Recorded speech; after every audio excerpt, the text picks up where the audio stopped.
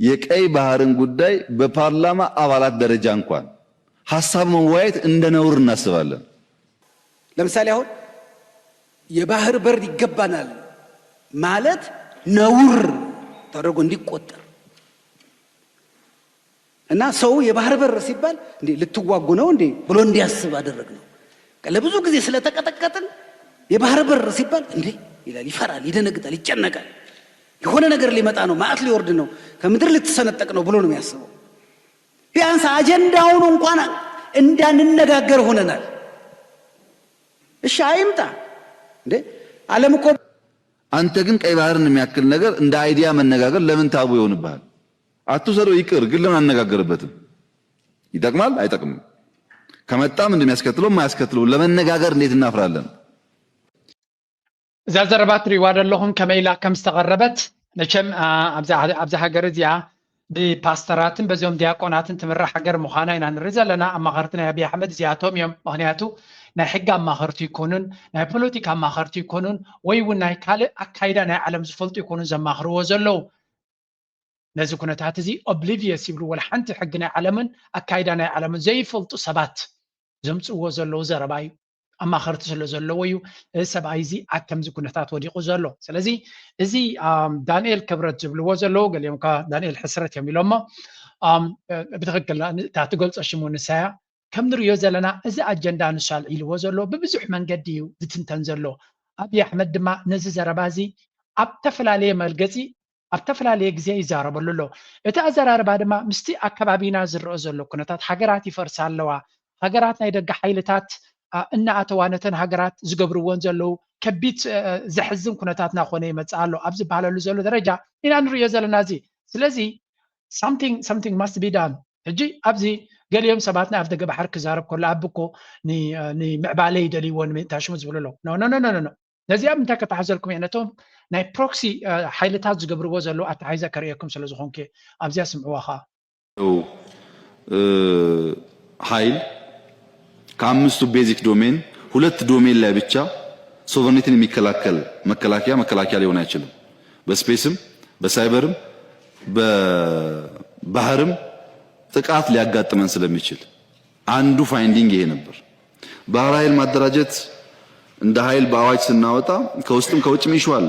ባህር የላችሁምና ለምን ባህር ኃይል ታደራጃላችሁ የሚል ግን ሶቨርኒቲ ይጠቃል ተብሎ የሚታሰብበት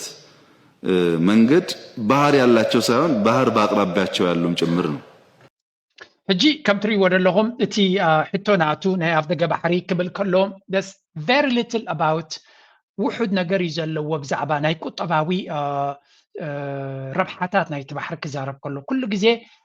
ንምሕሳው ዝኣሎም ናይ ንግድና ዓብሎ ቁጠባና ዝብሉ ዘሎ እምበር ኣብቲ ክሪቲካል ነጥብታት ናቱ እንተሪኢኻዮ كل جزء أبي خاطر رغبص نسو نحيل بحري سلز دل زلي حيل بحر دما حيل بحر سب حيل بحر زهنس ببحر ما تقعد تخيمص أم سلز فريوم بحر سلز زلوامي it's a common sense تلوي نجار يبل بحر أنت زي بالكا ببحر زمت أكاس على يلن it's plain and simple بحر أنت اللي كاس على يخاب ببحر كم أكاي غلي نابنت إيرتراسي كاب سويسرلاند كما تصل ما تقعت ناي حيل مدر كله خل يلا كابي كما انا كا سويسرلاند حيل اير كله كاي خل كاب حي اير مص كله خل اذا حيل اير كله كالو يحمق يطبق بكالب بحرك ما تصخاي يقولوا حيل بحر كله كالو بحر سلازلنا بحر انت زي بالكاغن بعين لوجيستكس بعين تو وتهدراو زاربو زلو ناي بحري صلاي خاب بحرك ما تصكاي كلني so you don't have a problem ስለዚህ እቲ ንሪኦ ዘለና ሎጂክ ኩሉ ነገር እቲ ባሕሪ ንደልዮ ኣለና ባሓልቲ ባሕሪ ስለ ዘድልዮም ኣይኮነን እቲ ባሕሪ ንምንታይ ስለ ዝደልይዎ ዘለዉ እዩ ንወታደራዊ ዕላማ ወታደራዊ ዓቕሚ ወታደራዊ ኩነታት ንምህናፅ ስለ ዝኾነ ስለዚ እዚ ኤርትራ ድማ ብትክክል ክትቀበሎ ይትኽእል እያ ሪጀክት ትገብረላ ብግምቲ ኣሉ ንሳቶም እቲ ዲፕሎማሲ ናታ ኣካይዳ ናቶምን ኩነታት ናቶምን ግን ንዓና ዝብድሃና ኩነታት እዩ ኣብዚ ሕጂ ሓንቲ መጠንቀቕታ ካብ ሓደ ኦርጋናይዜሽን መፅኢሎ ስድማ እዚ ኣብ ቀርኒ ኣፍሪካ ዝካየድ ዘሎ ኩነታት ብቐሊሉ ንብሙሉእ እቲ ዞባ ናብ ካልእ ሽግር ክወስዶ ዝኽእል ኩነታት ምዃኑ እዩ ዝንገር ዘሎ ስለዚ እቲ መጠንቀቕታ እንታይ ዝብል ዘሎ ኣብዚ ከባቢ እዚ ክግበር ዝኽእል ኩናት ኣብተን ሃገራት ጥራይ ክግበር ዝኽእል ዘይኮነ ንብዙሓት ሃገራት ክፀሉ ዝኽእል ከምኡ ድማ ብዙሓት ሓይልታት ክሳተፋሉ ዝኽእላ ብዙሓት ናይ ወፃኢ ሓይልታት ክሳተፋሉ ዝኽእላ ኩናት ክኸውን ስለ ዝኽእል ኣብ ሱዳን ንሪኦ ዘለና ኣብ ሶማል ንሪኦ ዘለና ኣብ የመን ንሪኦ ዘለና እዩ ስለዚ ናይ ኤርትራ ኢትዮጵያን ኩናት ተጀሚሩ ክፍለይ ይኮነን እዮም ዝብሉ ዘሎ በኢትዮ ኤርትራ የተሰጠው ጥብቅ ማስጠንቀቂያ በኢትዮ ኤርትራ ውጥረት ቀይ ባህርን የሚያተራምስ ቀጠና የጦርነት ማስጠንቀቂያ ተሰጥቷል። ይህ ጥብቅ ማስጠንቀቂያ በዝምታ እየተለወጠ ያለን ጂኦግራፊያዊ ለውጥ የጠቀሰ ሲሆን እያየለ በመጣው ውጥረት የውክልና ጦርነት ሜዳ መፈጠሩንም ገልጿል። በቀጠና ይከሰታል በሚል የተሰጋው ጦርነት ከየመንና ሶሪያ ጦርነቶችም ጋር በተያያዘ ማስጠንቀቂያ ተሰጥቶበታል። የቀይ ባህር መስመር ከፍተኛ ድርሻ ያለው የዓለም የኮንቴነር ንግድ የሚተላለፍበት በመሆኑ በሱዳን የሚፈጠር ግጭት ወይም በኢትዮጵያና ኤርትራ መካከል የሚፈጠር ስህተት የሚያስከትለው መዘዝ ከአፍሪካ ቀንድ የዘለለ እንደሆነ የአፍሪካ ሪስክ ኮንትሮል ትንታኔ አመልክቷል። ኤግዛክትሊ ስለዚህ ኣብ መንጎ ኤርትራን ኢትዮጵያን ክግበር ዝኽእል ኩናት እንተተገይሩ እዮም ዝብሉ ዘሎ ብዙሓት ኪላታት ከም ዝብልዎ በኤርትራን ኢትዮጵያን ጥራይ ከጋጥም ዝኽእል ኣይኮነን ብርግፅ ብወገን ኢትዮጵያ ኢማራት ትዝውሮ መንግስቲ ስለ ዝኾነት ኢማራት ኢዳ ክትእትወልያ ናይ ሳተላይት ኢሜጅስ እናበሉ ዘውፅዎ ዘሎ ብዙሕ ግዜ ብዙሓት ናይ ኩናት ሓይልታት ናይታ ሃገር እዚኣ ናይ ኢትዮጵያ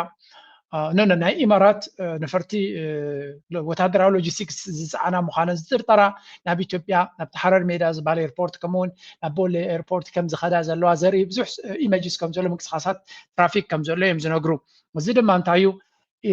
እቲ ክካየድ ዝኽእል ኩናት ወገን ኤርትራውን ሕጂ ዳርጋ ንፁር ኮይኑ ዘሎ ኤርትራ ምስ ዑድያ ዘለዋ ዝምድና ምስ ግብፂ ዘለዋ ዝምድና ክሪስታል ክሊር ኮይኑ ስለ ዘሎ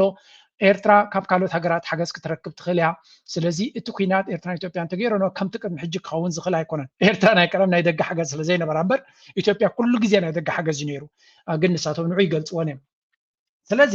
ኣብ ከምዚ ኩነታት ኣሜሪካ ነዚ ኩነታት ብፍሉይ ዓይኒ ከም ትጥምታ እያ ትነግር ዘላ ኣብቲ ከባቢ ዝግበር ዘሎ ኩናት ብሰንኪቲ ናይተን ጋልፊ ሃገራት ዝግበር ዘሎ ውድድር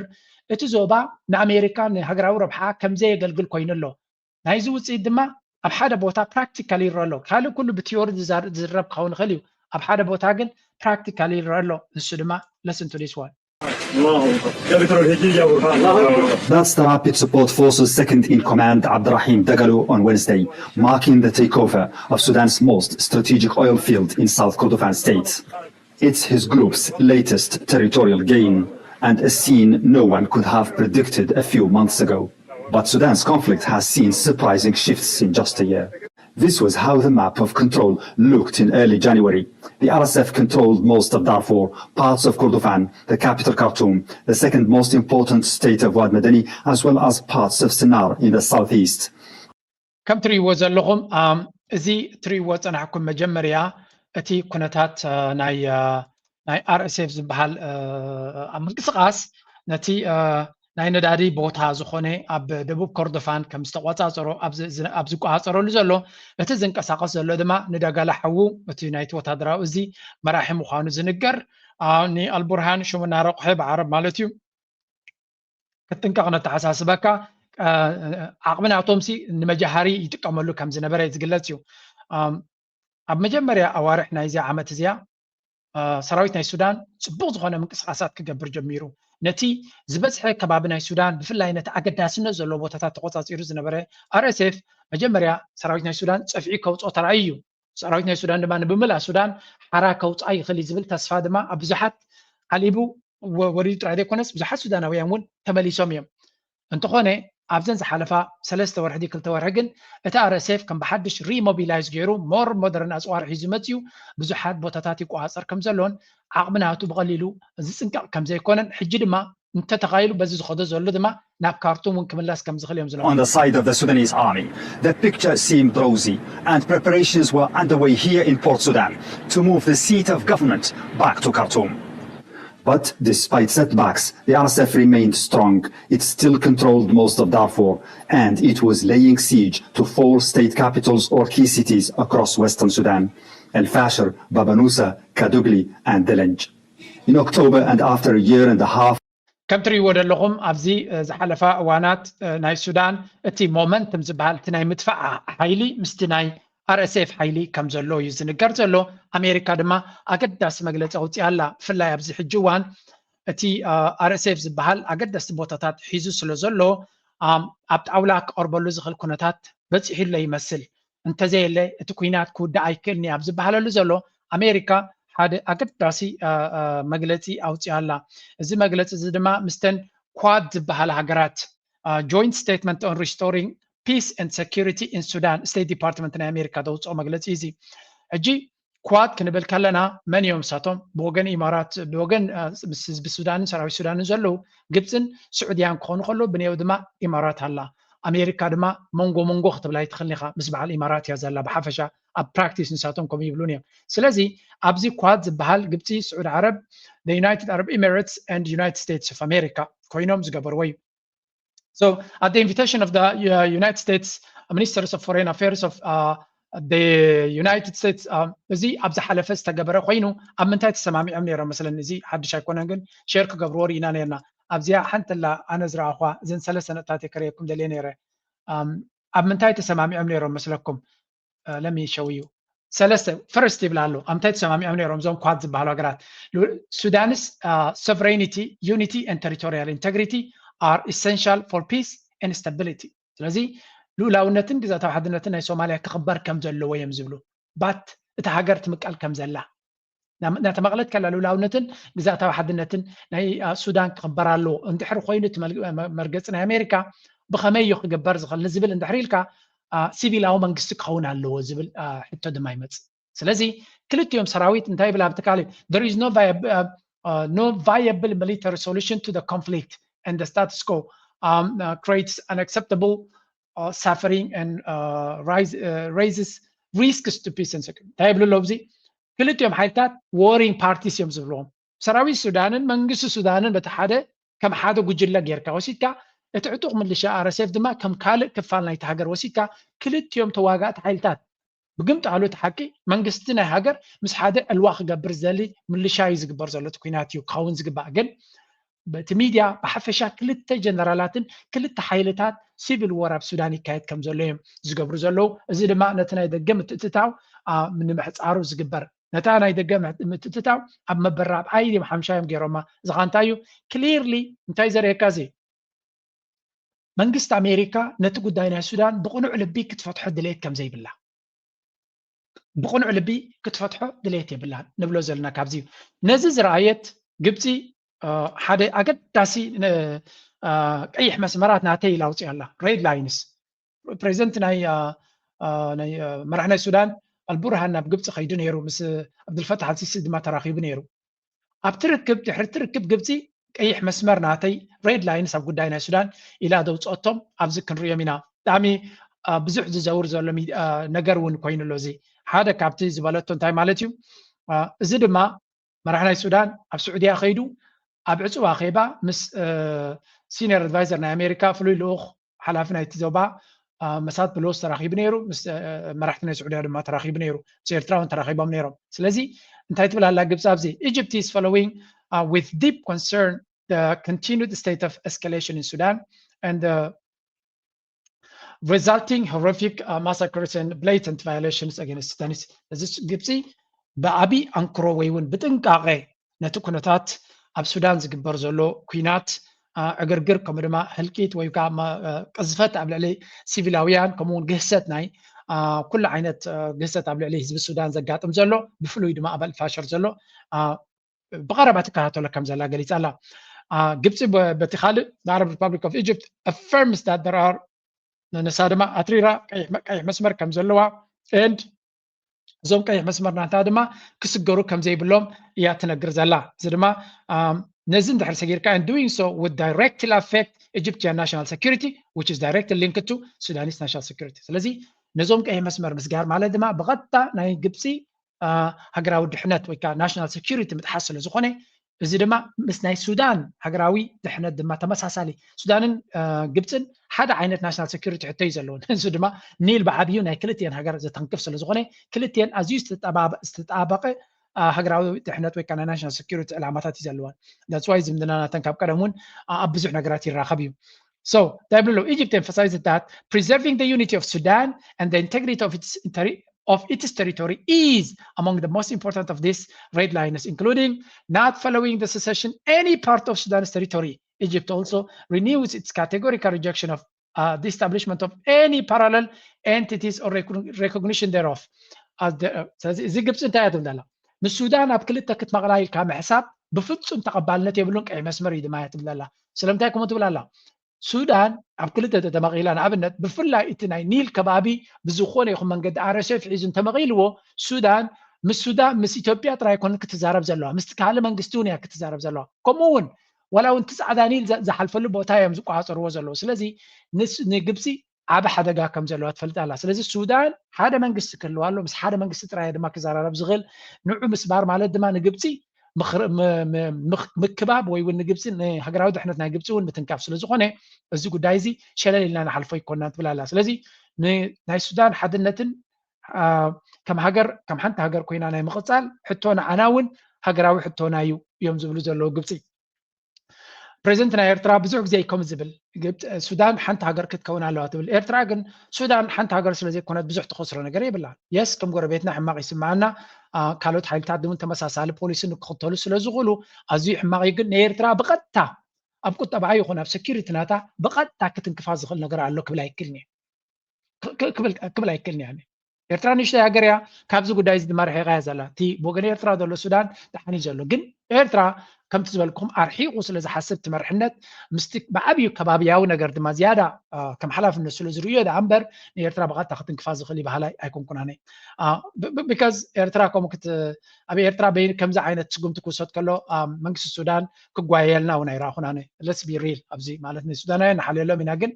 ኣብ በዓል ዳርፎር ዘሎ ኩነታት ብቐጥታ ንኤርትራ ብውልቂ ክሳብ መስዋዕቲ ዝሓትት ሕቶ ኣለዎ እንድሕር ኢልኩምኒ ከማ ኤርትራ ክሳብ ክንዱ ዝምልከት ኣይኮነን ኮርስ ናይ ንሱዳን ክትሕግዛ ተደሊኻ ከም ኤርትራዊ በት ናት ላይክ ኣብ ጫፋት ናይቲ ሃገር ከይድካ ወታደራዊ ድጋፍ ክትገብረላ ግን ካልኦት ሃገራት እቶም ሃገራዊ ረብሓ ዘለዎም ዝያዳ ግብፂ ክትገብሮ ይግባእ ንግብፂ ኢዝ ሞር ንሃገራን ንረብሓን ብቐጥታ ዝትንክፍ ጉዳይ እዩ ሶ let them do it ኤርትራ ብፍሉይ ትገብረሉ ኩነታት ክህሉ ይክእልኒ ኣብዚ ግን የስ ምብራቃዊ ክፋል ወይ እውን ክፋል ናብ ካብ ካርቱም ንነጃው ዝመፅእ ንኤርትራ ሃገራዊ ሕቶ ንናሽናል ሴኪሪቲ ናትና እውን ዘስጊ እዩ ኤርትራ ድማ ቀይሕ መስመር ኣብያ ኣውሪዳ ነይራ ቀይሕ መስመር ከም ዘለዎ ነጊራ ነይራ ስለዚ ናብ ወድ መደኒ ናብ ገዳርፍ ገፁ ክቐርብ ምስ ዝጅምረሉ ዝነበረ RSF ኤርትራ መጠንቀቕታ ሂባ ነይራ and this is very true ምክንያቱ ኤርትራ ቀንዲ ኣብቲ ከባቢያ ዘሎ እዩ ዘገድሳ እምበር ንብሙሉእ ሱዳን ሃገርና ኣይኮነ ነቲ መንግስቲ ግን ኩሉ ግዜ ከተተባብዖ ናብ ጎኑ ዶ ምባል ግን ሓላፍነታዊ ስራሕ እዩ ነቲ መንግስትና ድማ ነኽብሮ በዚ ካብ ገፅ ኢሉ እንታይ ብሎ Egypt affirms its full rights to take all necessary measures ስለዚ ግብፂ ምሉእ መሰል ኣለዋ ንሃገራዊ ናሽናል ሴኪሪቲ ናታ ዝትንክፍ ዘበለ ኩሉ ዓይነት ስጉምቲ ንክትወስድ ግን ግብፂ መብዛሕትኡ ግዜ ኣብ ዘረባን ኣብ ተህዲድን እዩ ሓይሎም እምበር joint defense agreements between the two brotherly countries ክልቲኦም ድማ ሓበራዊ ናይ ወታደራዊ ዲል ኣለዎም ግን ፍሉይ ሓገዝ ክትገብር ግን ኣይረኣናን ወይ እውን ነጥበ መቐይሮ ክኾነ ኣይረኣናን ምክንያቱ ግብፂ ንባዕላ በቲ እስራኤል ምስ እስራኤል ናይ ንግዲ ዲል ዝትገብራላ ኢማራት ድማ ቢልዮናት ገንዘብ ኢንቨስት ገይራትላ ኣላ ስለዚ ግብፂ ንባዕሉ ኣሜሪካ ድማ ከምድሌታ ክዝውራ ትኽእል ሃገር እያ ወላ እኳ ሃገራዊ ናሽናል ሴኪሪቲ ንዓታቶም ብቐጥታ ዝትንክፍ ጉዳይ እንተኾነ ከምቲ ዝድለ ክዋስኡ ግን ኣይረኣናዮም ፋይናሊ እንታይ ይብሉ ኣለዉ Egypt renews its full keenness to continue working within the framework of international quartet with the aim of reaching humanitarian truth. ስለዚ ነቲ ጉዳይ እቲ ምፍታሕ ድማ ብቐረባ ክትሰርሕ ከም ትደሊ ወይ እውን ኣብ ኩሉ ክትድልውቲ ምዃና እያ ትገልጽ ዘላ ኩሉ እዚ ንሪኦ ዘለና ሃገራት ከመይ ኢለን ከም ዝፈርሳን ኤርትራ ድማ ኣብ ከመይ ዝበለ ከባቢ ተደኪና ከም ዘላን እንታይ ዓይነት ፈተና ይመፃ ከም ዘለዎን ንምግማቱ ኢለ ዝበኩም ዘለኹ ስለዚ we have to be very careful ኣብዚ ጉዳይ እዚ ኣብ ከምዚ ጉዳይ እዚ ሕብረት ኣፍሪቃ እንታይ ክገብር ይኽእል ንዝብል ኤርትራውን ሓደ ኣገዳሲ ፅሑፍ ኣውፅያ ኣላ ንሱ እውን ክንሪኦ ኢና ግን ኣብ ከምዚ ጉዳይ እዚ ሕብረት ኣፍሪቃ እንታይ ክገብር ይግብኦ ንዝብል እስከዚያ ስምዖ Countries have currently been banned from the African Union. The Alliance of Sahel States countries, Burkina Faso, Mali, Niger, all banned,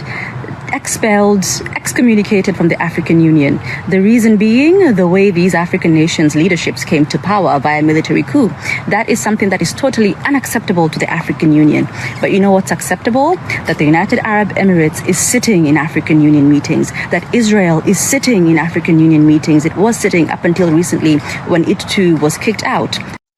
እንታይ እዮም ዝብሉ ዘለዉ ኣፍሪካን ዩኒዮን ሓደ ካብቲ ብብዙሓት መንእሰያት ናይ ኣፍሪካ ወይ እውን ብህዝቢ ኣፍሪካ ዝንቀፈሉን ዝዋረደሉን ነጥቢ እንተሎ እንታይ እዩ ነዚ ኩሉ ጉዳይ ናይ ቀርኒ ኣፍሪካ ኣብ ከባቢኡ እናኾነ ከሎ ብቐረባ እናተኸታተሎ ከሎ ስለምንታይ ዝኾነ ይኹን ስጉምቲ ክገብር ዘይክእል እንድሕሪ ኢልካ ካብቲ ኣካይዳ ናቱ ቅድሚ ሕጂ ዝነበረ ንርአዮ ሕብረት ኣፍሪካ نتن بالوا منجستي سلطان هاجرات وشت هاجرن الوا غيرن نت سلطان زحزا كم بعد بوركينا فاسو مالي نيجر زعمسلو كاب حبرة افريقيا سغيغوم يجداس نابالات هاجراتو كاب حبرة افريقيا ناسغوغو خلو ابتي زخونه يكون اخيبا نا حبرة افريقيا كن اماراتن اسرائيلن كوفيلنا الله اوروبا حبرتن كوفيلو امريكان كوفيلو بخالا زراربا كالوت افريقاوያን ዘይኮኑ ነታ አኺባ ክቋጽርዎን ኮፍ ክብሉሉን ክውስኑሉን ኣብ ዝኽእሉ መርሓባ ኢሊ ዝዋሳ ኣብቲ ጉዳይ ናይ አፍሪቃ ክኸውን ከሎ ግን ዝኾነ ይኹን ስጉምታ ይወስድን እዩ ሕጂ እዚኣ በናይ ክሪኣ ኢለ ዝመፅእ ዘለኹ አፍሪቃ መንእሰያት ድማ ፅቡቅ ገይሮም ነቲ ኣካይዳ ናቱ ዲባንክ ክገብሮ ወይ ኤክስፖዝ ክገብሮ ንርኢ ኣለና ኣብዚ ሓንቲ ነገር ኣላ ለንቀነ ንሪኣ ዘለና እዚ ኣብ ከባቢና መጀመርያ ኣብ መንጎ ጅቡትን ኢትዮጵያን ሓደ ኣገዳሲ ምስሕሓብ ኣጋጢሙ ከም ዝነበረ ዝክርዎ ይኹም give me a second ክልተ ኣለዋ ንብዚ ቀይ ባህርን የሚመለከት መላ ኢትዮጵያ ህዝብ የተከበረው ምክር ቤት በአንክሮ እንዲያ የሚፈልገው ነገር አለ። እኛ የቀይ ባህር ጉዳይ ህጋዊ፣ ታሪካዊ፣ መልክዓ ምድራዊ እና ኢኮኖሚያዊ ጥያቄ ነው ብለን እናምናለን። ይሄ ጥያቄ አንዳንዱ ነገ ካልተመለሰ ይላል፣ አንዳንዱ ነገ እኔ ስመጣ ካልጀመርኩት ይላል። ሁለቱም አያስፈልግም። ቀይ ባህርን ኢትዮጵያ ለማጣት 30 ዓመት ከዚያ በላይ የወሰደ ትግል ነበር። ታውቃላችሁ። በ30 ዓመት ትግል ውስጥ በብዙዎች ርብርብ ነው ኢትዮጵያ ያጣችው። ሌላ 30 ዓመት ያስፈልጋታል ብዬ ግን አላስብም። ከም ትሪእዎ ዘለኹም ብጉዳይ ናይ ቀይ ባህሪ ብዙሕ ግዜ ብግልፂ ፕራይም ሚኒስተር ተዛሪቡን መዲሩን ፈኪሩን እዩ። እዚ ኣብ ኣዲስ ኣበባ ኮይኑ ገይርዎ ኣብ ካልእ ፕላኔት ኮይኑ ይኮነን ገይርዎ ነዚ ኩሉ ብግልፂ ክዛረብ ከሎ 30 ዓመት ናይ 30 ዓመት ቃልሲ ክገልፅ ከሎ 30 ዓመት ዝቃለስ ህዝቢ ኣብ አፍሪካ ፍሉይ ዝበለ ህዝቢ እዩ። ዋይ ሓደ ህዝቢ ን30 ዓመት ክቃለስ ክኢሉ ፅሉል ስለ ዝኾነ 30 ዓመት መሰሉ ፅቡቅ ገይሩ ዝፈልጥ ብፅሒቱ ዝፈልጥ ግህሰት ኣብ ልዕሊ መሰሉን ኣብ ድሌታቱን ኣብ ናቱ ግዝኣትን ኣብ ናቱ ልኡላውነትን ብዙሕ ፀገም ዘጋጠሞ ህዝቢ ን30 ዓመት መሪር ቃልሲ ተቃሊሱ ተዓዊቱ ድማ ብቅልፅመይ ቦተደራዊ ዓቕሚ ጥራይ ተዓዊተ ከይበለ ብፖለቲካዊ መንገዲ ብዓለም ለኻዊ ሕጊ መንገዲ ድማ ሬፈረንደም ኣካይዱ እወን ናፅነት ብዝብል ነቲ ምዕራፍ ሓንሳብን ሓዋርን ዓፅይዎ እዚ ዝብል ዘሎ ግን 30 ዓመት ተቃሊሶም እዮም ቀይ ባህር ካባና ወሲዶሞ ንሕና ግን ንቀይ ባህር ከነምልሶ 30 ዓመት ክወዘልና ኣይኮነን ይብል። እዚ ክሊር ቫዮሌሽን ነቲ ናይ ኤርትራ ልኡላውነት እዩ ነይሩ። ኢጋድ ግን እንታይ ኢልዎ ናቲንግ ኢጋድ ኣብሎ አፍሪካን ዩኒየን ከ ናቲንግ ዝኾነ ይኹን ኣይተዛረቡን። ስለዚ እንታይ ኢና ንርኢ ዘለና እዚኦም ሓይልታት እዚኣቶም ነዚ ከምዚ ዓይነት ዘረባን ከምዚ ዓይነት ነገርን መልሲ ክህብ ስለ ዘይከኣለ ኤርትራ ካብቲ ጉዳይቲ ወፅያ ሕጂ ናይ ኤርትራ ምውፃእ ምናልባት ለንቀነ ካብ ኢጋድ ምውፃእ ንዕኡ ተኸቲሉ ዲዚ ዝግበር ዘሎ ወይስ ብቐደሙ ተመዲቡ ዝነበረ እዩ ኣይዶን ነው። ሓደ ዝረኣዩ እጂ መራሒ ናይ ሶማልያ بغلطها نبي مرحنا سوماليا ናይ ሓደ መዓልቲ ናይ ስራሕ መብፃሕ ንምግባር ናብ ኢትዮጵያ ኣቺሎ ምስ ፕራይም ሚኒስተር አቢ ተራኺቡሎ ይበሃል ኣሎ። ፍሉይ ልኡኽ ናይ ኢትዮጵያ ድማ ንጅቡቲ ከይድ ኣሎ። እዚ እንታይ ክግበር ይኽእል ሕጂ ምናልባት ነቲ ሃገራት ናይ ቀርኒ ኣፍሪካ ኤርትራ ወፂኣትሎም ስለ ዘላ እቲ ኣቢ ማለት እዩ ነቲ ኢጋድ ሞቢላይዝ ንምግባር ክጥቀመሉ ዲደልዩ ወይስ እንታይ እዩ እዚ ምክትታል ዘድልዮ ይከውን የስ ኤርትራ ቢጋድ ከላ ከምኡ ይግበርኒ ክንብል ኣይንኽእል ኢና ግን ካይንድ ኦፍ እቲ ምንቅስቃሳት ግን ስቂልካ ጥራይ ክረአ ዝኽእል ኣይመስለንን። ስለዚ what is going on ኣብዚ እቲ ፕራይም ሚኒስተር ብፍላይ ሶማልያ ካብቲ ናይ ኤርትራን ግብፅን ሶማልን ዝገበሮ ስሉሳዊ ኪዳን ዘዝለቐት እያ ትመስል። ምክንያቱ ካብቲ ዳርጋ መበል ሳልሳይ ግዜ ዲ መበል ራብዓይ ግዜ እዩ እቲ ፕሬዚደንት ናይ ሶማልያ ናብ ኣዲስ ኣበባ ዝኸይድ ዘሎ። ስለዚ ብግልፂ ምስ ኢትዮጵያ ዘለዎም ዝምድና እናሓየለ ኣብይ ኣሕመድ ሞር ምስ ሶማልያ ዘለዎ ኩነታት ዝዕረ ዘሎ ይመስል እየ ዝብለኩም ቢካዝ ፌክ ዲፕሎማሲ ክኸውን እውን ስለ ዝኽእል ግን መራሒ ናይ ሃገር ናብ ሓደ ሃገር ክኸይድ ከሎ እቲ ዝለዓለ ደረጃ ናይ ዲፕሎማሲ ዝበሃል ንሱ እዩ ካብኡ ንላዕሊ የለን። ስለዚ መራሒ ናይ ሃገር ናብ ኢትዮጵያ ከይዱ ምስ ፕራይም ሚኒስተር ይረአ ኣሎ ኣብ መመራቕታ ናቱ ተሳቲፉ ኣብ ካልእ ኣጋጣሚታት ይሳተፍ ኣሎ። ስለዚ ክሊርሊ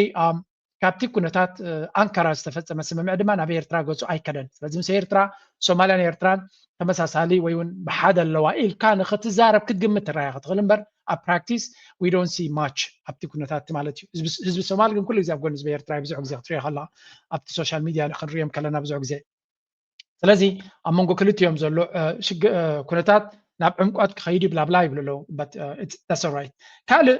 ኣብዚ ንሪኦ ዘለና ምስ ጅቡቲ ኣብ ለንቀናይ ክሰሓሓቡ ቀኒዮም ሕጂ ድማ ሓደ ፍሉይ ልኡኽ ናብ ጅቡቲ ልኢኾም ከም ዘለው ዝገልፅ ሓበሬታ ወፂኡ ነይሩ ኣብ ዝቐረባ ዝኻ ኢትዮጵያ ጅቡቲ vow to deepen exemplary relations ዝብል ዝኻ ሓደ ፍሉይ ልኡኽ ናቶም ናብ ጅቡቲ ከይድሎ ነቲ ኣብ መንጎ ጅቡትን ኢትዮጵያን ዘሎ ኩነታት ንምትዕርራይ ትመስል ማለት እዩ እዚ ክልቲኦም ጎረባብቲ ሃገራት እዮም ዝምድና እንተገይሮም ንዓና ብፍሉይ ዝፀሉ ወይ ብፍሉይ ዘሕዝነናን ዘጨንቐናን ጉዳይ እዩ ክንብሎ ይንኽእል ኢና but again something to watch ምክትታል ዘድልዮ ምዃኑ ግን ምግንዛብ ዘድልዮ ይመስለኒ ስለምንታይ ኤርትራ ኣብዚ ሓንቲ መልሲ ሂባ ነይራ እቲ መልሲ ዝሃበቶ ድማ ለንቀነ ኣንጻር ኤርትራ ከምቲ ኤርፍሉዌንሳ ንብሎ ዝነበርና ካብ ወርሒ 4-3 ክሳብ ወርሒ 8 ዘሎ 9 ዘሎ ኩነታት ዝካየድ ዝነበረ ሕጂ እቲ መስርሕቲ ኣዝዩ ቀፂሉ ከም ዘሎን ፀረ ኤርትራ በብዙሕ መንገዲ ይወፅእ ከም ዘሎ ኢና ንርኢ ዘለና ኣብዚ ሕጂ ግን 3 ዓይነት ቋንቋታት ክጥቀሙ ንርኢ ኣለና ብምባል ገሊፁ ነይሩ ተየማን ነዊሕ ዝኾነ ፅሑፍ ይፅሒፍ ነይሩ ምናልባት ብሕፅር ዝበለ ክንሪኦ ተኾይና እንታይ እዩ ዝበሃል ዘሎ እቲ ብልፅግና ከምኡውን ምስኡ ዝተሓሓዙ ሰባት ዝጥቀምሉ ዘሎ መጀመርያ ኤርትራ ዲስታቢላይዘር ናራቲቭ ኤርትራ ረባሺት ናይቲ ዞባያ ዝብል ስነ መጎት ወይ እውን ፕሮፓጋንዳ ይነዝሑ ኣለዉ ስለዚ ንኤርትራ ከም ሓንቲ ነቲ ናይ ዞባዊ ናይ ቀርኒ ኣፍሪቃ ሰላምን ርግኣትን እትርብሽ ሃገር ምዃና እዮም ዝገልፁ ዘለዉ ናቶም መልሲ ድማ ካውንተር ኣርጊመንት ኤርትራ እንታይ ትብላላ ከም ግብረ መልሲ ኤርትራ ነቲ ንኢትዮጵያ እውን ኣብ ግዜ ሽግራን ውጥቀታን ደው ኢላ ዝሓገዘታ ኣብ ሕማቅ ግዜያ ዘትሓነታ ኣብ ግዜ ትግራይ ውግእ ድማ ኤርትራ ነይራ ስለዚ ኤርትራ ንርግኣት ዘይኮነስ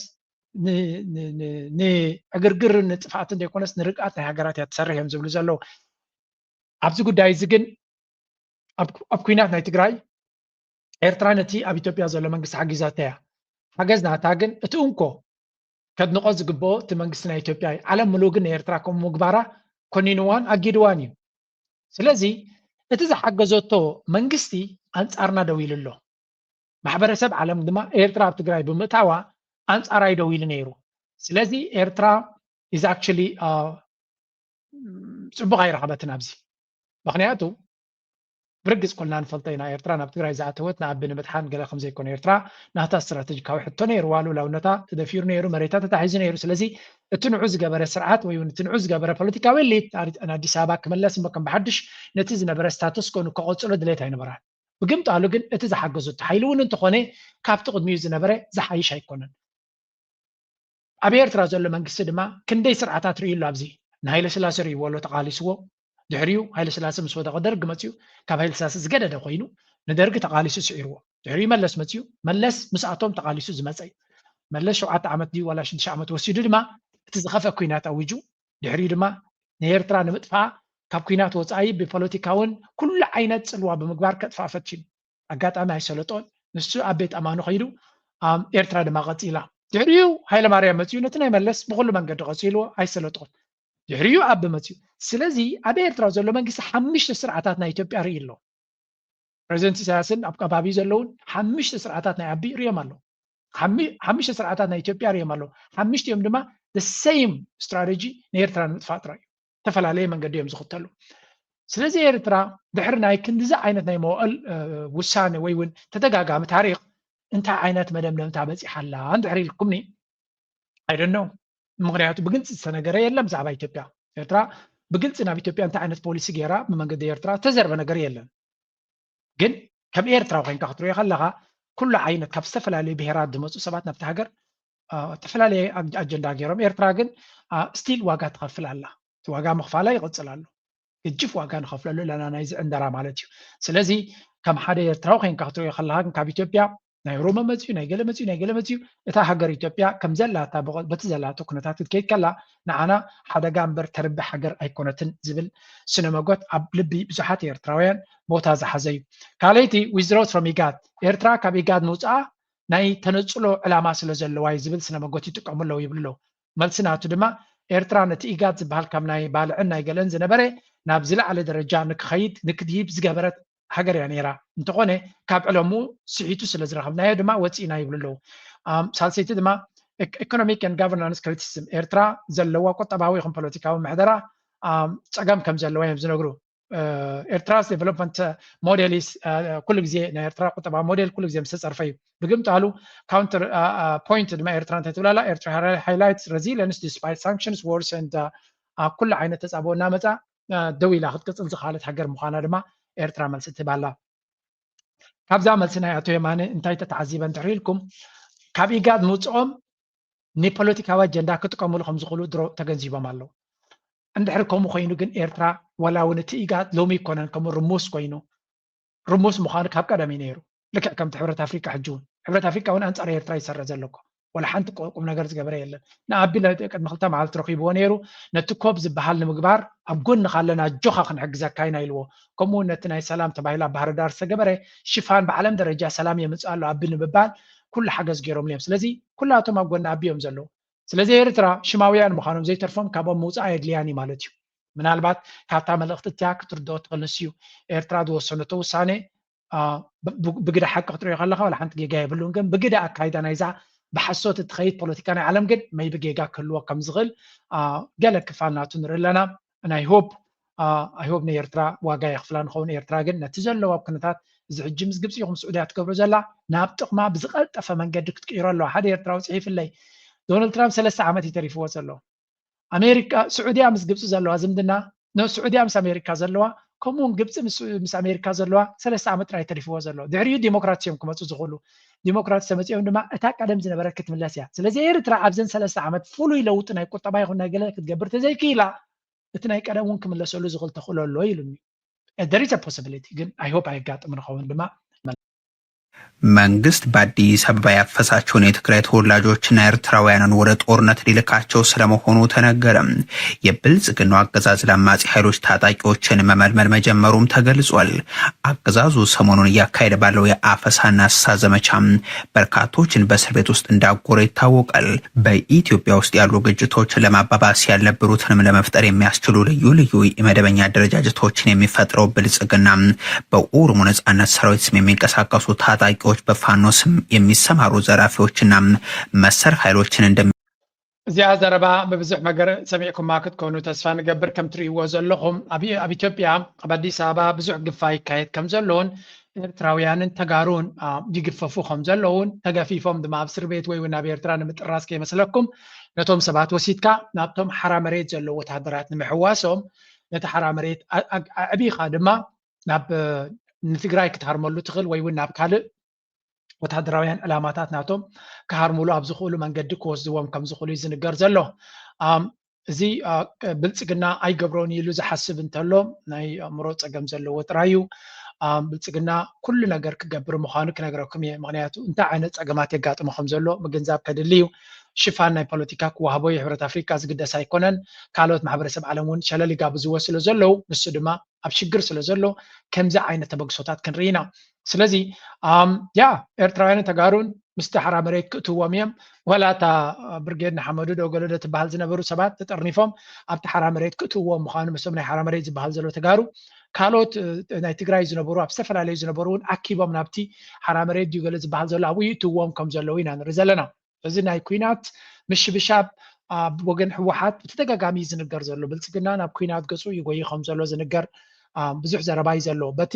ናይ ብልጽግና ሰራዊት ገይሩ ክዋጋ ድማ ዓቕሚ የብሉን ብልጽግና ኣብ ፋኖ ተዳኺሙ ስለ ዘሎ ሕጂ እውን ተወሳኺ ናብ ኩናት ክንወስደካ ኢና እንድሕር ኢሎም ነቲ ናይ ብልጽግና ሰራዊት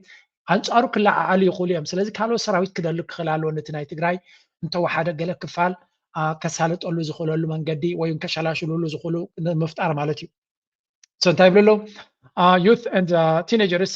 coerced in joining army ስለዚ ንኣሽቱን ተዕድመ ቆልዑትን ይተሓዙ ከም ዘለውን irregular forces militants deployed under the name of OLA and FANO ስለዚ እዚ እውን ብብዙሓት መንገዲ ሚሊሻታት ገይሮም ነቲ ህዝቢ ብምርባሽ ናብ ግንባር ክኸደሉ ዝኽእል ድራማታት ይፍጠር ከም ዘሎ ኣፋር ፍሮንት PP organizes arms and provides air cover to groups against Tigray ኣብ ሓራ መሬት ኣብ ዓፋር ገለ ኣስፊሮም ዘሎ ድማ ብልፅግና ናይ ድሮን ይኹን ናይ ካል ሓይሊ ሽፋን ከም ዝገብረሎም ዘለውን ንሳቶም ድማ እግረኛ ፈረስ ናቱ ኮይኖም ክዋግኡሉ ምዃኖም ማለት እዩ ኮላፕስ ኦፍ ፎርስ አብይ አሕመድ ሓራ መሬት militant dwindled retreated and climate worsened እቶም ሓራ መሬት ኢሉ ዝገበሮም ወታደራት ወይ እውን እቲ ንሓራ መሬት ኢሉ ናብ ትግራይ ኣበጊስዎ ዝነበረ ከምቲ ዝድለ ኣይከደን ስለዚ ነቲ ሓይልቲ ነቲ ኮንሰፕትቲ ነቶም ወታደራት ንምሕያል ካልኦት ዕሱባት ብሓይልን ብካልን ኣምፅኡ ከተዓባብዮ ክፍትን ምዃኑን Eritrean targeting ይብላሉ refugees detained deported some injured killed እዚ ኤርትራውያን ድማ ግዳይ ናይዚ ክኾኑ ከም ዝኽእሉ ኢና ንርኢ ዘለና መቸም ኣብ ኢትዮጵያ ለኤርትራውያን ክግበር ዝኽእል ግፍዒ መወዳእታ የብሉን ስለዚ ሰብ ኩሉ ክትንቀቐሉ ከም ዘለዎ ጥራይና እንደልደለና ስለምንታይ ከምዚታት ክኸይድ ይኽእል ንዝብል ድማ ምክንያቱ አብይ አሕመድ ውሽጣዊ ሰላም ናይቲ ሃገር ከውሕስ ዓቕሚ የብሉን ኣብዚ ኣብ ጋምቤላ ዝበሃል ሓደ ሽግር ኣጋጢሞ ከም ዘሎ እዩ ዝንገር ዘሎ እሱ ድማ ሓደ ተወላዲ ናይቲ ዓዲ ዝኾነ እንታይ ኢሉ ፅሒፍ ነይሩ መስለኩም ናይዚ ጋምቤላ ዝበሃል ማለት እዩ civilians were left to defend the entire region against SPLA-IO ዝበሃል ማለት እዩ ሓደ ዕጡቕ ጉጅለ ካብ rebels in South Sudan white army terrorists ስለዚ ካብ ደቡብ ሱዳን ዝብገሱ ዘለዉ ዕጡቓት ጉጅለታት ናብ ውሽጢ ጋምቤላ ዝበሃል ዶብ ናቶም ናይ ኢትዮጵያ ማለት እዩ ኣትዮም መጥቃዕቲ ይፍፅሙ ስለ ዘለዉ እቲ ህዝቢ ዝኾነ ይኹን ደገፍ ካብ ፌደራል መንግስቲ ክረክብ ኣይከኣለን ስለምንታይ ነቶም ናይ ፌደራል ወታደራዊ ሓይሊ ነቲ ናይ ፌደራል ማለት ስለምንታይ ዘይትሕግዙ ምስ ተባሃሉ ድማ the federal forces stated that they do not have enough troops to match the number of South Sudanese rebels, nor do they have the sufficient ammunition. So what then are they doing? ተታይዝ ብል ዘሎ ኣማሪሩ እኮ እዚ ትሪእዎ ዘለኹም ጀካብ ግለመለ ዝበሃል ዘሎ ኣፀረ ኤርትራ ዓሰብ ክንሕዛ ኣለና እናበለ ዝፍክር ዘሎ እዩ ናቱ ክልል ድማ ናቱ ዓዲ ድማ ብደቡብ ሱዳን ብሸፋቱ ይቆፃፀርዎ ኣለዉ ፅቡቕ ገበርኹም this is exactly what I want ኤርትራ ይኮን ትገብሮ ዘላ ንስኻትኩም ናብ ማዕዶ ክትጥምቱ ገዛኹም ክቃፀል ከሎ ኣብዚ ሎ ኸሪእኩም ገዛኹም ይቃፀል ከም ዘሎ ተዓዲ ረይዎ እዚ ካብቲ ዓዲ ዝወፅ ዘሎ ሃገር ተቃፀላ ወላ ደገፍቲ ናይ ብልፅግና እዮም ዝብሉ ዘለዉ ጋምቤላ ብኩሉ ብኣርባዕተ መዓዝ ተኸቢባ ትቃፀል ከም ዘላ ዝገልፅ ሓበሬታ እዩ ዝንገር ዘሎ this is a fiction ኣይኮነን እዚ እቲ ሃገር ኣብ ከመይ ደረጃ ወዲቑ ከም ዘሎ እዩ እዚ እቲ ብልፅግና ድማ ንዑ ከትሕን ዓቕሚ ከም ዘይብሉ ጥራይ ደይኮነ ንዑ ከትሕን ዓቕሚ የብሉን ጥራይ ደይኮነ ድልውነት እውን የብሉን ወላ እውን እቲ ወታደራዊ ዓቕሚ ናቱ ይኹን ካልእ ነገራቱ የለን Any region on the border in Ethiopia is now in danger and vulnerable to attacks and invasion as federal forces are occupied in the north. Egypt has successfully weakened the country and the fall of Gambela to South Sudanese rebels and refugees would be the proof. Fortunately, Gambela has fearless children to defend the region. Allah. ከምትሪ ወደለኹም ታገር ከመይ ላ ትወድቕ ከም ዘላ ይዝነግረኩም ዘሎ this is ኤርትራውያን ወይ ጸላእት ናቶም ኣይኮኑን ዝብልዎ ዘለዉ This is the reality everybody is facing. Ethiopia, the entire country, it's kind of like Spain, you know? It's a whole country of ethno-linguistic federalism. You know, like each region in Ethiopia has its own predominant ethnic group and they all kind of like have their own system of autonomous governance. It's a country, but it's more like a bunch of mini countries. So today they have 7 secessionist movements going on in the country. I'm just going to go down the list. They have Ogaden, which is basically where the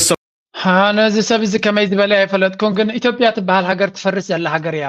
ተኣኻኺቦም ብዝተፈላለየ ዓሌታት ዝቆሙ ሃገራት ዝቆመት እያ ስለዚ ኩላቶም ድማ ነናቶም ናይ ምንፃል ተበግሶ ዘለዎም ሃገራት እዮም ኢሉ ፅቡቅ ጌሩ ዝገልፃ ነዛ ቪድዮ እዚኣ I'm going to post it ኣብ ኤክስ ናተይ ግዜ ረኸብ ኩላና ኣለኹም በር እዚኣ ኣብ ኤክስ ፖስት ክትከውን ዘለዋ እያ and ንኩላቶም ድማ ቤላ ጌሩ ዝገልፆም and rocket science ኣይኮነን ንቐረባ ዝከታተሎ ነገር ኦጋዴን ኣብ ክልል ሶማል ድሕሪ ከድካ እቲ ኦጋዴን ዝበሃል ናቱ ናፅነት ክረክብ ንነዊሕ ዓመታት ዝቃለስ ዘሎ እዩ ስለዚ ንሱ ክእለይ ዝደሊ ዝብል ትኽክል ኣብኡ እዚ ንትን ክበሃለሉ ዝኽእል ኣይኮነን ዘሎ ካብኡ ቀፂሉ ኦሮሚያ ዝበሃል ማለት እዩ largest people ንሳቶም ድማ ሎም ኣብ ስልጣን ስለ ዘሎ እምበር ተመሳሳሊ ኣምሓራ ኣብ ቃልሲ ዘሎ ነቲ ናቱ ጉዳይ ናፅነቱ ንክረክብ ይቃለስ ኣሎ ምስጢር ቀንዲ ናይቲ ስልጣን ዝበሃል ካልእ ሲዳማ ዝበሃል ናቶም ንግስነት ዘለዎምን እዮም Oromo people in Ethiopia. Amhara, the second largest ethnic group, which by the way has the Ge'ez alphabet, which is one of the only native writing systems indigenous to Africa. Sidama for the Sidama people in the center of the country. Afar and Tigray peoples up in the north. This is the site of all that conflict you've probably heard about in the news in regards to Ethiopia. And finally, the Wolaita zone for the Wolaita people in the south. It's a small zone, but historically rich with their own long-standing monarch. ስለዚህ እዚኣ ትሪእዋ ዘለኹም እዚኣታ ኢትዮጵያ ትበሃል እያ ኣብ ቅድሚ ዓይንኹም ትፈርስ ከም ዘላ እዩ ዝነግረኩም ዘሎ ስለዚ ዌል ንሕና ንሳ ከይትፈርስ እዛ ሃገር እዚኣ ከይትፈርስ ንሓልመሉ ንደኽመሉ ንፅልየሉን ግዜ ኣብቅዒ እዩ ዝፅልዩ ነይሮም ተኮይኖም ኣነ ካብ ሂወተይ ብዛዕባ ኢትዮጵያ ተገዲሰ ሓሲበ ይፈልጥን እየ ኢትዮጵያ ክትቅፅል ድያ ኣይትቅፅልን ብዙሕ ሓሲበሉ ዝፈልጥ ኣርሲ ነበረን ክሳብ ኣብዚ ፖለቲካ ድመፅእ ኣብዚ ሕጂ ብፍላይ ኣብ ዝሓለፈ ዓመታት ክሪኦ ከለኹ ግን ኢትዮጵያ ጉዳይ ንሕና ኩሉ ኤርትራ ክትገብሮ ትኽእል ካብ ኢትዮጵያ ወፃኢ ክትሓስብ ክትክእል ኣለዋ ምስ ኢትዮጵያ ቦነስ ጌርና ንወሰዶ ምስ ኢትዮጵያ ሰላምን ርግኣትን ኮይኑ ሽርክነት ናይ ቁጠባ እንተመፅዩ ግርም ሰኒ ሰነይት ይብሉ ትግራይ ፅቡቅ ኢትዮጵያ ምስ ኢትዮጵያ ዝግበር ዝምድና ንቁጠባና ኣገዳሲ እዩ ንምዕባለና ድብል ኣተሓሳስባ ግን ካብ ርእስኻ ፀሪግካ ውፃኢታ መንእሰይ ብፍላይ መንእሰይ ዘለኻ ካብ ምስ ኢትዮጵያ ብሓደ ኮይና ተሻሪክና ኢና ክንዓቢ ዝብል ኣተሓሳስባ እለዮ it's not going to happen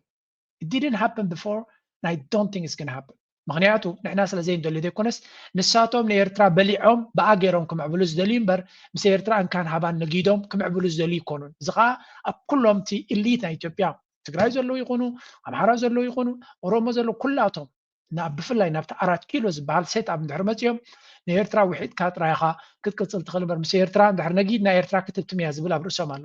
ኤርትራ ክትምዕብል እያ ስለዚ ኤርትራዊ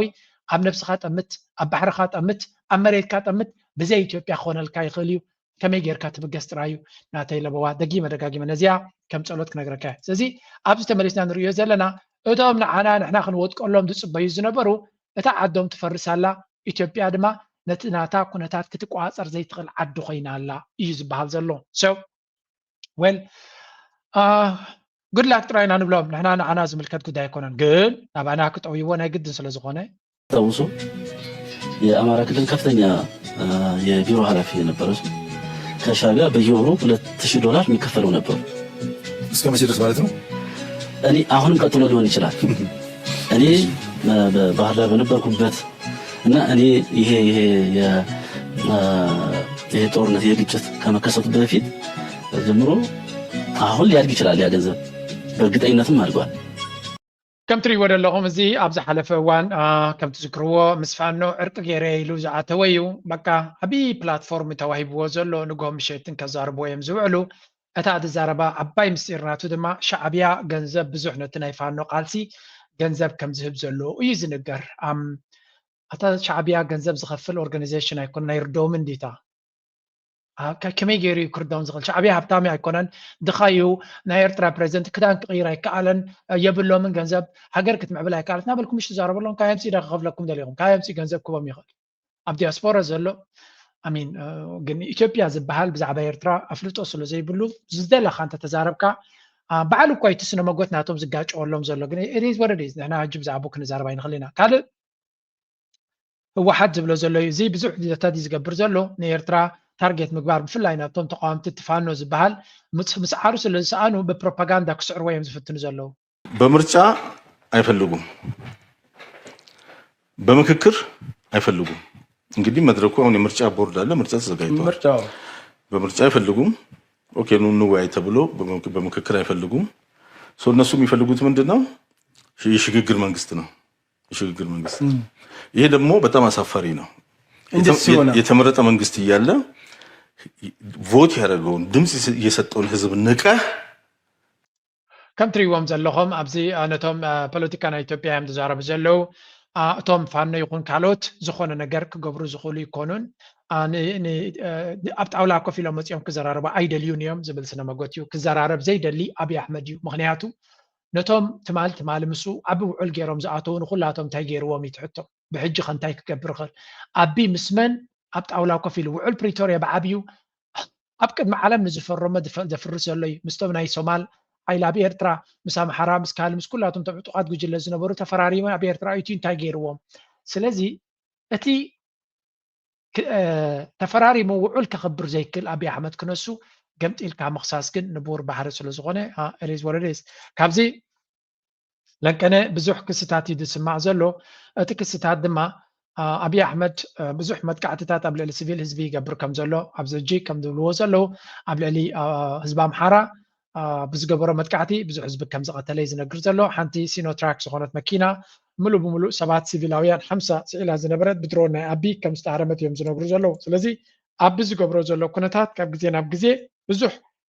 ሽግር ይፈጥር ከም ዘሎን ብዙሕ ጫውጫውታ ይፈጥር ከም ዘሎን አንጻሩ ድማ ህዝቢ ንኽለዓል ግዴታ ይፈጥሩሎም ከም ዘሎን ይግደዱ ከም ዘለዉ ስለዚ እታ ሃገር ንሱ ነታ ኣዲስ ኣበባን ከባቢን ሒዙ ሃገር ከም ዝማዕበለት ገይሩ ይዛረብ ዘሎ but at the end of the day ከም ንሪኦ ዘለና እቲ ኩነታት ካብ ኢዶም እናወፀ እዩ ዝኸይድ ዘሎ እቲ ክስታት ድማ ብየማንን ፀጋምን እዩ ዝመፅእ ዘሎ ግን ኣገይን ተገዲሱ ንኢትዮጵያ ክኸስስ ዝደሊ ሓይሊ የለን ክሳብ ሕጂ ንሪኦ ቀፅል እንድንወጣ ያደረጉን ጠላቶች እንድንወጣ የሰሩ ጠላቶች ለ60 ዓመት ለ70 ዓመት ኣብ ልዕሊ ትግራይ ዝወስዶ ዘለዎም ቁጠባዊ ስጉምታት ንስምምዕነት ፕሪቶሪያ ዝፀባእ ከም ዝኾነ ህወሓት ደጊሙ ከይሰሎም ህዝባዊ ወያነ ሓርነት ትግራይ ናብ ማሕበረሰብ ዓለም ተወሳኺ ጥርዓን ኣቕሪቦሎም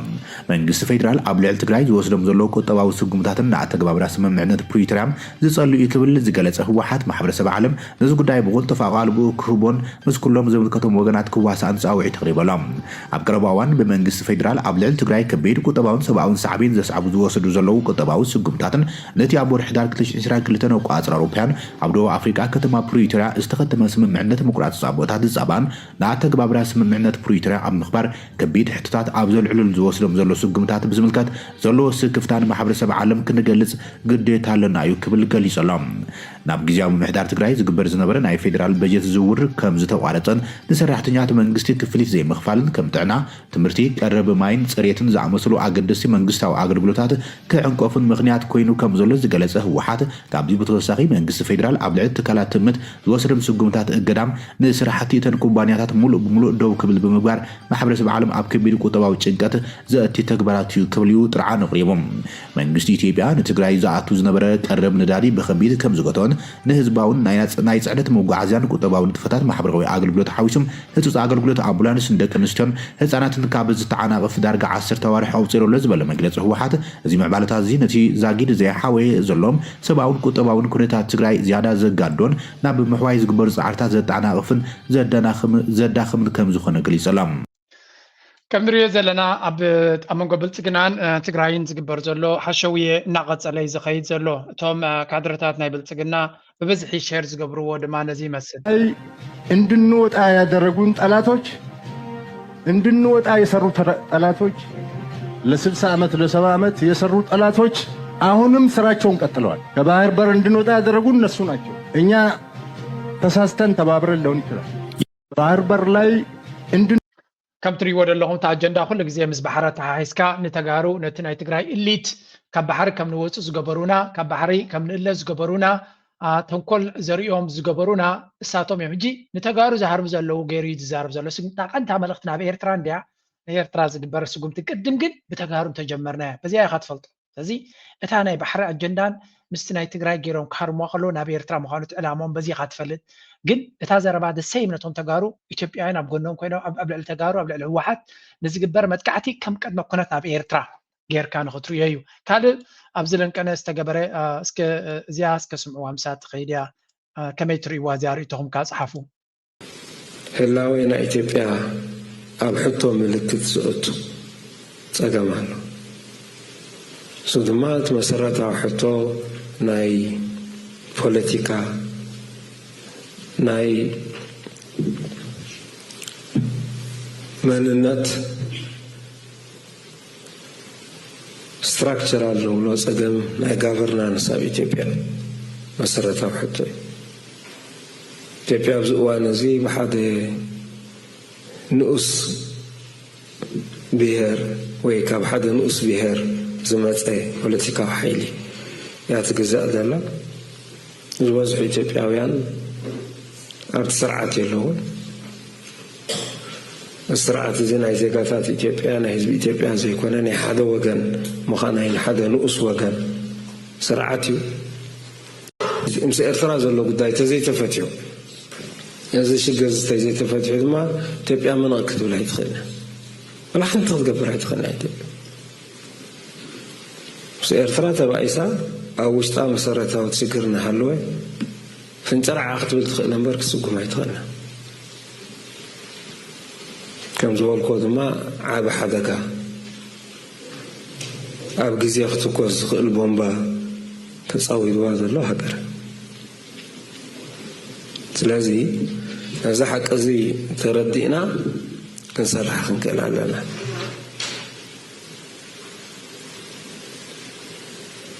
እዚ ሓቂ እዚ ድማ እቶም ዝድግፍዋ ዘለዉ ወገናት እቶም እስትንፋስ ኡፍ እናበሉ ህይወት ዝህዋ እስትንፋስ ዝህዋ ዘለዉ ወገናት ከም ዝርድእዎ ክንገብር ክንክእል ኣለና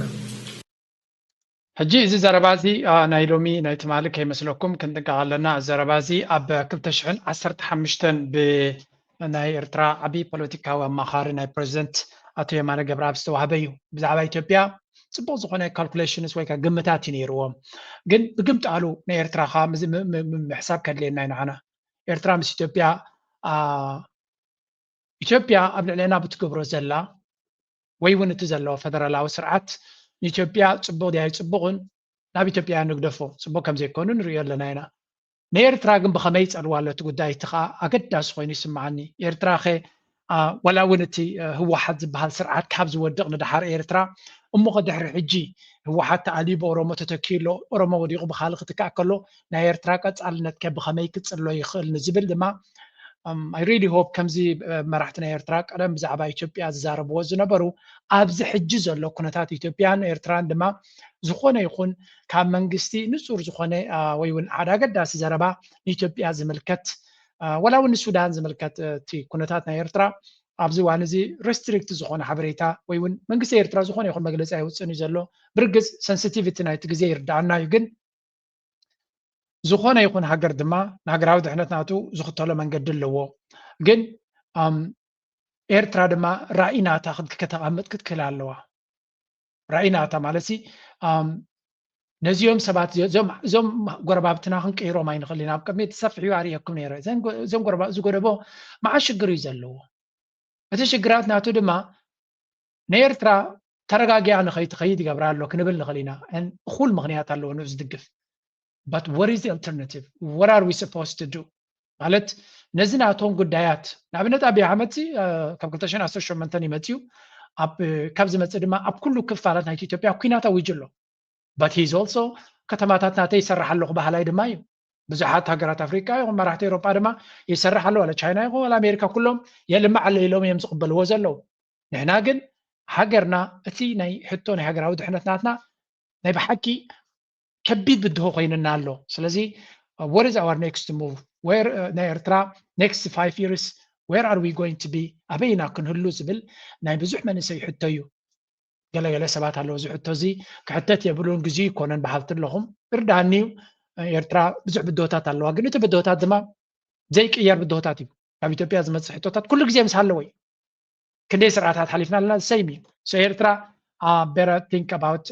ናትና መፃኢና እውን ክንሓስበሉ ኣለና ካልእ ሓንቲ ኣዛራቢት ኣርእስቲ ኮይና ዘላ ድማ እዚኣ ራእይዋ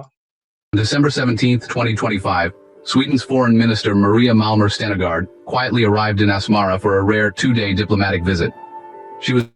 ናይዛ ናይ ስዊድን ፎሬን ሚኒስተር ናብ ኤርትራ ምምፃኣ ንብዙሓት ሰባት ኣገራሚ ኮይንዎም ኣሎ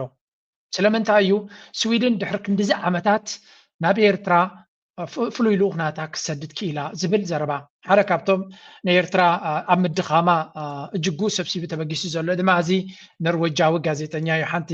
ዝኾነት ኣርቲክል ፅሒፍ ነይሩ ብናይ ቋንቋ ስዊድን እያ ብዝኾነ ትራንስሌት ጌርና ካብ ዘቕረብናዮ ገለ ጉድለታት ክህልዋ ይኽእል እዩ እዚ ፕሮፌሰር ናብ ኖርዌይ ዘሎ እዩ እዚ ምጓዓዝ ናይ ስዊድን ናብ ኤርትራስ እንታይ ትርጉም ይህልዎ ኸውን ንዝብል መጀመርያ እንታይ ዝብል እሱ ድሕሪ 93 ንመጀመርያ ግዜ ነዚ ጉዕዞ ዝትገብሮ ዘላ እዩ ዝብል ዘሎ and this visit seen as highly unusual ዘይንቡር ነገር እዩ ዝረአ ዘሎ እዩ ዝብል ዘሎ ትርጓመ ናይዚ ኩነታት እዚ ድማ ብኸመይ ንሪኦ ንዝብል positive reading ዝበሃል ዘሎ resolve long-standing disputes. Stenegard also met with okay ተመሊስና ክንሪያ እዚኣ ኤርትራ ካብዚ ኩነታት እዚ እንታይ ክትረብሕ እያ ወይ እውን ስዊድን ከንታይ ዕላማ ስለ ዘለዋ እያ ናብዚ መፅያ ዝብል ንብዙሓት ኣሻቒልዎም ኣሎ ገለ ካብቲ ዘረባናቱ ኤርትራ maybe signaling willingness to engage Sweden እዚ ብወገን ኤርትራ ምስ ስዊድን ንክትዘራረብ ድልውነት ከልዋ ይኽእል እዩ እዚ ከዓ በጉዳይ ናይቶም sensitive topic ዝበሃል ከም በዓል ናይ ጉዳይ ዳዊት ይስሐቅ ማለት እዩ regional context እቲ ኣብ ከባቢና ዘሎ ምስ ኢትዮጵያ ዘሎ ኩነታት ንሱ ነፍሱ ዝኻለ ሕቶ ክኾኖም ይኽእል ስዊድን ነቲ ዞባ ኩነታት ንምርግጋ ማለት እዩ ብወገን ኤርትራ ግን ናይ ኤርትራ መንግስቲ ተቐባልነት ወይ እውን ኣቓልቦ ናይ ካልኦት ዓለማት ይስሕብ ከም ዘሎ ድማ ነቲ መንግስቲ ኤርትራ ከም ፅቡቕ ነገር ክረኣዩ ንመንግስቲ ድማ ክጥቀመሉ ይኽእል እዮም ዝብሉ ዘለዉ ኤርትራስ ሚኒስትር ኦፍ ኢንፎርሜሽን ኩክሊ ስለዚ እንታይ ዝብል ዘሎ ሓደ ሚኒስተር ናይ ስዊድን ፎሬን ሚኒስተር ናይ ስዊድን ናብ ኤርትራ ምምፁሲ ንመንግስቲ ኤርትራ بعلم زلوات أمتا وبمعراب زلوات أمتا كغير خلي زبل زلو yeah to some extent yes but at the end of the day إيرترا مسويدن زنبرات أجمعات كسب كندو بزين هايزا فورين مينيستر ممتع عبنا قريب جن كندو ذا أكل لو تكمل يخل ده كل النزبل I cannot speculate كقبر اللي كلنا حنت نجرجن مسا هذا قد سير تراوي زي صحفان إيران هذا ما زي لأنكنا UN دوت أوزر لويون بزح جزء دسحفوا زلوا 10,000 السورات إيرترا زبل إيرترا 10,000 سورات هلا زبل كابي مامتي أمه إلى سنة يقرب نيرك سؤال كاديو 10,000 زبال زلوا إيس انتايو نزبل حنتي صحفتي صحيف نيروزي إيرترا مالتي انتاي زبل أتي UN زبال بس جبر مزناتي أبي إيرترا كباب 7 شوعات إسر بيتات هلو أتوم إسر بيتات دما 230 سورات تلو بجمجام يلوم 10,000 سورات زبل كابو يوم أمتي أم زبل ولا ونايتن سربيتات كارتاون أريوم يرم أبزاي تونا اللومبر زيا نبعلن عجري ماتني كابو قتيلنا من البات بزيا next topic ناتي زيا سكن اسمعيا مثل ديبلنا بريونا مسلمي دبتحنا مسلم القرمك درجة خلتنا تنقلط أفلو هبزو بلاي كأدخلو تمولد جيب له بيتسب كل شيء حوار ندير أنت أبتنا بيت موسيقى عندكو تي أمي دي فيديو تيك توك من على فيديو نيتاور في النبر بمرو قلت سيستم فيديو مثلا بحسارة بس هذا كل شيء قال خفيف كأ خطركو نفاق نصوم نتوم نوحك إبي إنترنت دروخ وزلو صاد زوزح خوفلو اللي نروح بقول هم مو بزح حسر واقعنا نروح بقول تقلت فيها لو تحنا ونو ديرهم بشوط لو نقول كوي دي زرقح قلت لهم منظور أو نقول ساعات شو مونتا لك بحضر زين نعود زرقو حلو فلاش كيرو نزورو نقول زواتات بفنو هالو تجي تداونلود زغبر ديو حتى زولو تدي قول لا يكون تدبي وقت دخلت لهم كل زخل ندر يكون عندي حبيت قمت زبلك زوق نقات ام حالف قلي من تسرح ونا يستفل عليه راح تكون المناطق هذه سمي الشيء سبسي الشط سمي حبيت سبق قتلي قالت لك تعتب لندن لا أقول لندن حبيت سبت طعم اللي قبل كان أنا كنت جديدة وسيد قلب لك يلا خلني خلني يمثلني هم ده حلف أول منكم نيرة مزدك أنا زازر بعد يوم سمع كوانسي زي نبعلو أزار بار استقيني سمعني مغنياتو تي إيرترا نتي تحبريتاتي بفلايتهم داونلود قبرون تعانت حبريتهم داونلود جيروم نتيز بزبوزر لو I don't know but this is very sad مغنياتو بتحبريتا قال يوتيوب تيك توك زبال زلا أبزون سب دي سمعيكو أبي إيرتراغن I hope نتاح مغن دراماتات تراي داونلود جيروم يشتو له اللو نتسب نزي أب تيك توك تزرب زلو زربا جنزب كفيل كانو كتسمع دما ما كراو حيني يسمعن ولا بيتوب زلو بتروحوك سمعت خليخا جنزب نزي زرباتات دراماتات حشويا انتسو دحرو خيني قن أنا حزني من كسير ترى دما داقي مك حسب لك خلالو مغنياتو دحركم خي ناس أنت غير كايو سب كمرت يزغل انت زي اللي كمزي حبو زخيد نجار كمزي نجار تخلق الكاسب بقى أنا تستخل كلت راي دلي نجار يكم بقى أنا يدك سبات بهري زخلو أقرب كابدليت كخد بلع تخلي خاتم هاي الخلا قدام كابتا حنتي كابزي تبلع السبها لك باي بلع كم عينت بهرد ما بسبات الله سلزي